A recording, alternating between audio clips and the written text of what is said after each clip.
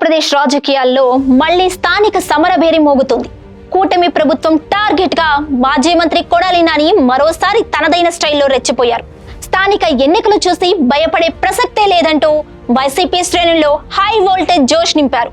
మహా అయితే ఏమవుతుంది, ఓ 2-3 నెలలు జైలుకు పంపుతారు, వెళ్ళొద్దాం రండి అంటూ క్యాడర్ కు పిలుపునిచ్చారు.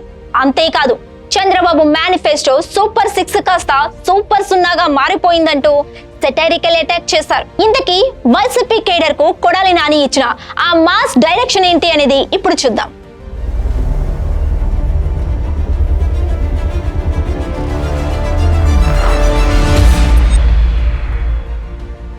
Hi hello, welcome to Khyati connects. నేను సిరి. ఏపీలో స్థానిక సంస్థల ఎన్నికలకు సమయం దగ్గర పడుతున్న వేళ వైసీపీ అధిష్టానం క్యాడర్ ను సమాయత్తం చేసే పనిలో పడింది. ఇందులో భాగంగా మాజీ మంత్రి కొడాలి నాని బరిలోకి దిగారు. అధికార పక్షం భయపెట్టినా ఐధైర్యపడవద్దని పార్టీ శ్రేణులకు గుండె ధైర్యం నూరిపోశారు. ఎవరూ భయపడకండి, మహా అయితే 2-3 నెలలు జైలుకు పంపుతారు, వెళ్ళొద్దామంటూ కార్యకర్తలకు మాస్ వార్నింగ్ తో కూడిన భరోసా ఇచ్చారు. స్థానిక పొరులో గెలవాలంటే కూటమి ప్రభుత్వ వైఫల్యాలే మనకు ఆయుధాలు అన్నారు నాని. ముఖ్యమంత్రి చంద్రబాబు నాయుడు ఎన్నికల ముందు ఇచ్చిన సూపర్ 6 హామీలన్నీ ఇప్పుడు సూపర్ 0గా మారిపోయాయంటూ తీవ్ర స్థాయిలో విరుచుకుపడ్డారు. బాబు హామీల అమలులో పూర్తిగా ఫెయిల్ అయ్యారని విమర్శించారు. మహిళకు ఇచ్చిన మాట ఏమైందని సూటిగా ప్రశ్నించాడు కొడాలి నాని.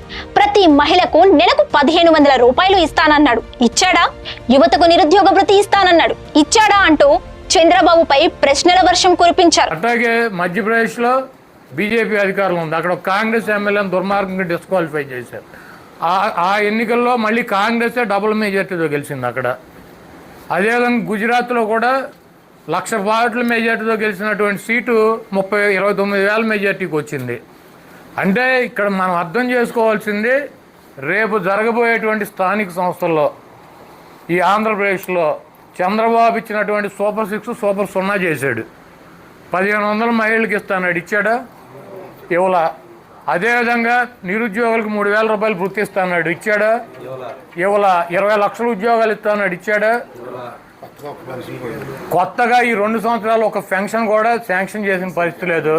50 సంవత్సరాలు దాటిన వాళ్ళకి బీసీలకు కానీ ఎస్సీలకు కానీ ఎస్టీలకు కానీ పెన్షన్లు ఇస్తాడు, ఇచ్చాడా? ఇళ్ల స్థలాలు ఇవ్వాల, ఇల్లు కట్టుకోవడం డబ్బులు ఇవ్వాల. ఆల్రెడీ కట్టినటువంటి ఆఖరి దశలో ఉన్న ఇళ్లకు కూడా నిర్మాణాలకు డబ్బులు ఇవ్వట్లా. అదేవిధంగా ఆయన ఇచ్చిన వాగ్దానాలు అలా ఉంటే ఇక్కడ మళ్ళీ లోకల్గా మేము అధికారంలోకి వస్తే మీ ఇళ్లకు లోన్లు రద్దు చేస్తాం, మీకు రుణమాఫీ చేస్తాం, చంద్రబాబు అయిపోతే నా జేబులో డబ్బులు ఇస్తా, ఇవన్నీ సొల్లు కబుర్లు ఇక్కడ చెప్పారు, అక్కడ చెప్పారు. మొత్తం ఢిల్లీ నుంచి గల్లీ దాకా చెప్పారు. ఎవడికి వచ్చింది ఆడు చెప్పాడు. ఏ ఒక్క వాగ్దానాన్ని నెరవేర్చలా. ప్రజలైతే ఇవన్నీ గమనిస్తున్నారు. కాబట్టి మనకి రేపు జరగబోయేటువంటి స్థానిక సంస్థల ఎన్నికల్లో ఎవరు కూడా భయపడాల్సిన అవసరం లేదు. కొంతమందిని జైలుకి పంపిస్తారు, వెళ్ళొద్దాం 3 నెలల్లో 2 నెలల్లో 4 నెలల్లో పంపుతారు.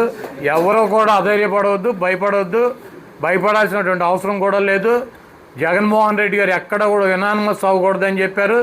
యునానిమస్ అవ్వకుండా మనం పోటీలు పెట్టి మన పార్టీ జగన్మోహన్ రెడ్డి గారు 2019 నుంచి 24 దాకా ఆయన ఇచ్చినటువంటి మాట, ఆయన చేసినటువంటి కార్యక్రమాలు ప్రజలకు తీసుకెళ్దాం.